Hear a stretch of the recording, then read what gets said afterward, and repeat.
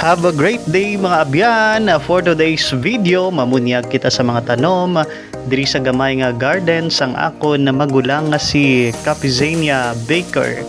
Kami nga daan nga magulutod ti halin pa sa nga bata pa kami sa amon balay dito sa umasa banwa sang kwartero hasta subong mahiligid kami sa mga bulak kag nanari-sari lang nga mga tanom.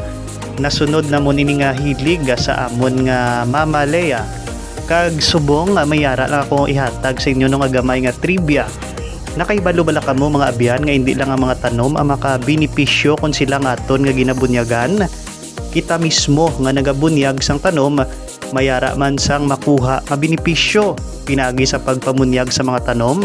Nagahatag man ini sa aton sang kalipay kag relaxation. Nagapabuhin man ini sang stress ang paglantaw sa mga puno, mga tanom kag manami nga view o kon talan-awon nagahatagid kalipay kag katawhay sang aton nga paminsaron. Ang pagsimhot sang presko nga dapya sang hangin makabulig man sa aton nga ikaayong lawas sa pagpamunyag kag subong man sa pagpananom sa mga bulak o kun ano pa dira nga mga tanom mga abyan, sigurado nga mawili kagid kag malimtan mo ang imo nga problema apisar nga makadali lang.